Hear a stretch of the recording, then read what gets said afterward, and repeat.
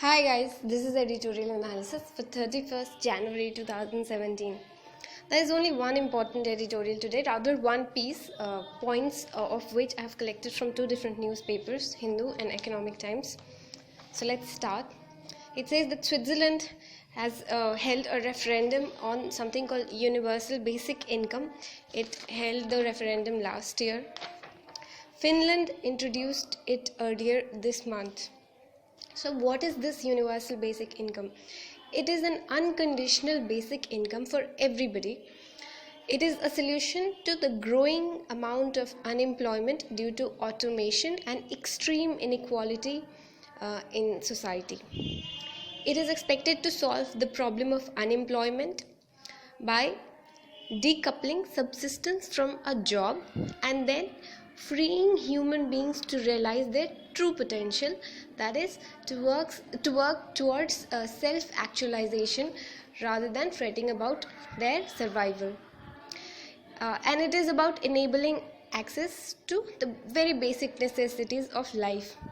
It has been criticized due to the fiscal burden it would put on the state. The author of the article in the Hindu newspaper, he feels that universal basic income is supported basically by the global financial elite. These big e-com companies in Silicon Valley and startups like that. And the picture is perhaps not so rosy. Because it would mean snatching away of the existing welfare provisions for the poor. So an introduction of universal basic income would mean that the entire structure of these welfare programs that we have put out throughout the country, that will go away if we were to introduce the universal basic income. It would be appreciable, the universal basic income would be appreciable if it was to be accomplished by taxing the wealthy and not removing the existing welfare. However, but neither of these two conditions are met by the promoted concept of universal basic income in its current form. Even in Finland, the experiment that they are undergoing, it is only meant for the unemployed, and it sort of replaces the existing unemployment allowances and labor market subsidy that is there in Finland. So whoever is getting this universal basic income in Finland then does not get unemployment allowance and other labor market subsidies.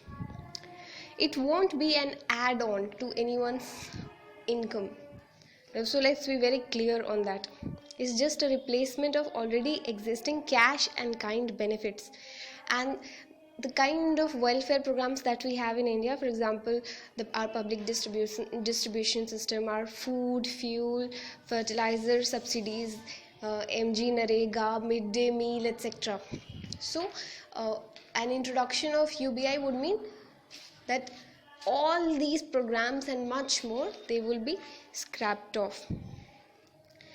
So if we go by Tendulkar's estimation of poverty line, that is rupees 33 per day, it would amount to about rupees 12,000 to per 1,000 rupees per person per year, which would form 11 to 12% of the GDP. So if we were to introduce universal basic income in our country, that would somehow amount to an expenditure of 11 to 12% of GDP, our GDP by the government.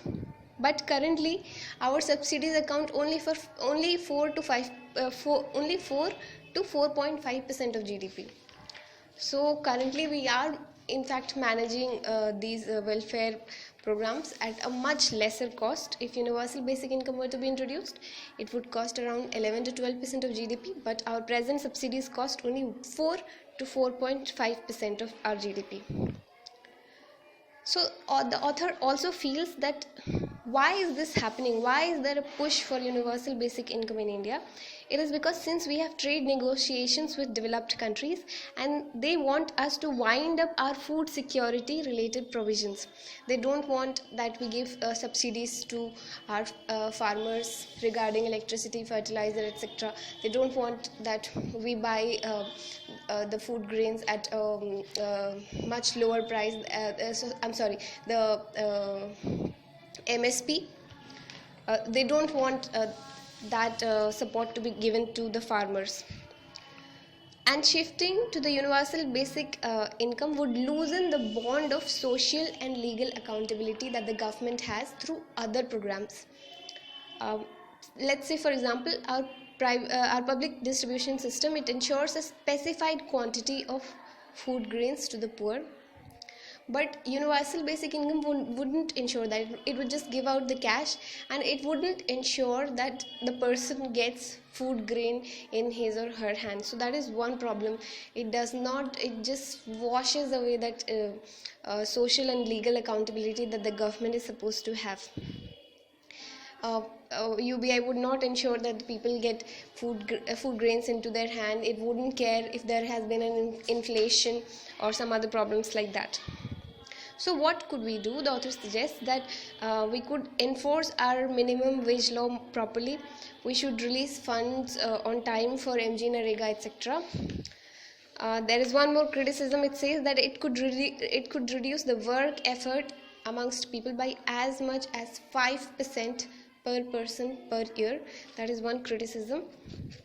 Then those who support it, they say that the lower administrative cost of